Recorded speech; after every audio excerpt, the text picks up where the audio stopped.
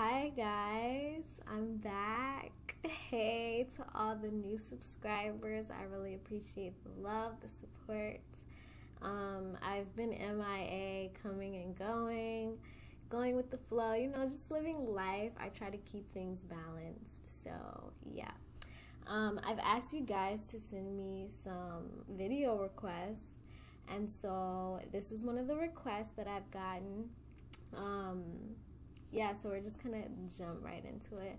So as you can see, the title says you are your own healer. And I feel as though we hear this a lot now, more than lately. We hear this saying a lot.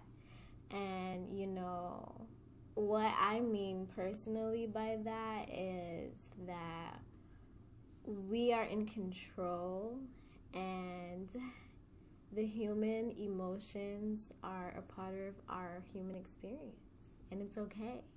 And it's not an issue, it's not a problem, it's not something to be fixed, it's something to be felt and to be accepted, because it is a part of our human experience to feel emotions and to go through the flow of different emotions. That's a part of being any creature, I think, on this planet. I think all creatures have emotions and they feel things.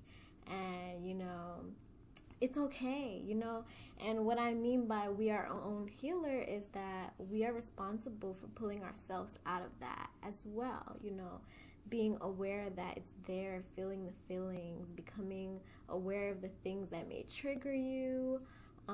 Those kind of things really dictate how you handle your emotions. If you see your emotion as something to be fixed or something to be dealt with, or you don't like it, then it's really up to you to dig down to the root of the issue and figure out what you need and what the problem may be, if you feel like it is a problem in your life. I have come to peace with my emotions and the cycles of my emotions, the light, the dark, the yin, the yang, it comes with that. Everything comes with that. Albert Einstein said we cannot solve a problem with the same thinking that created it. And that's just to say that you have to alter your perception on things, If you look at your feelings differently, then you won't feel like it's a problem. You would learn to accept it and to let the energy and motion to flow throughout your body. So, a lot of people like to diagnose themselves with depression and anxiety. And honestly, when you think about that, you just think about the label that thing has, and the energy and the stigma that's surrounded around those words. You think of depression, you think of someone who's really sad and they don't know how to get out of it, and they're just sitting there with their sadness and there's no control. And some people believe that you have control over your emotional states, and some people believe that you can't.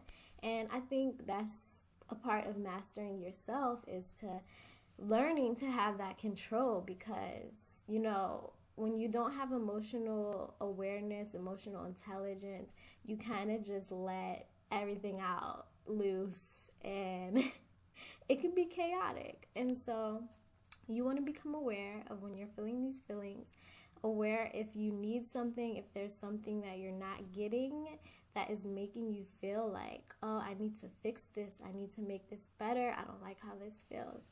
So when it comes to emotions that I feel, I've learned to accept myself, and to accept that if I want to cry, I'm going to cry. I'm going to make space for myself. I'm going to make time for myself to release anything that I may need to release. And this can be in many forms. It's not just crying. You can release it by, working out really hard. You can release it by laughing. Laughing meditation is a thing where you just laugh and you're kind of releasing energy just in another form. You can purge by puking. Like, you can do many things to release that and to transform that energy into something more beneficial, more creative. And so It's the yin and yang of life. It is accepting the light with the dark, accepting the balance of everything, the balance of nature, the balance of our human existence. I just want to say that support is definitely important into becoming aware that you are your own healer. Having support helps you unlearn a lot of programming. For example, men shouldn't cry because it's a sign of weakness, it's a sign of being soft. But when you have that support, they can help you kind of unlearn all of these beliefs that you probably didn't even believe, but it was just put on you, maybe as a child, and you just thought that that was the way of life. And so you never cried. You never feel the need to cry. And what does that cause? It causes you to build up a lot of energy within instead of releasing it. And so to have that support there to remind you that, look, whatever you're feeling is okay.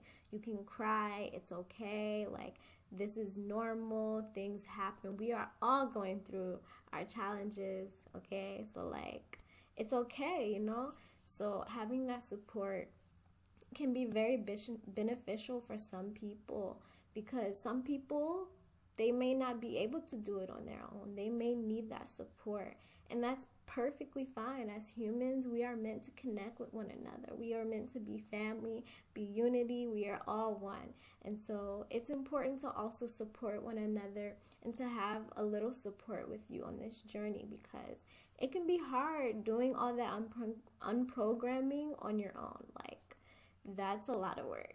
So before I go, I just want to say this. Everything that you have is already within you, and nothing that you need is outside of you, okay? As humans, feelings are the things that connect us truly. Everything we do is based off of feelings. Yeah, we can think logically, but ultimately our feeling, our senses, our intuition, they are our guidance, our direction. And if you follow your heart, just like everybody says, you will be where you need to be. And so accept your feelings, accept yourself, accept your human journey, and, flow. Yeah, your feelings are valid and they matter, and it's okay. So peace and love to you guys. I hope that you can learn something from this, and see you next time.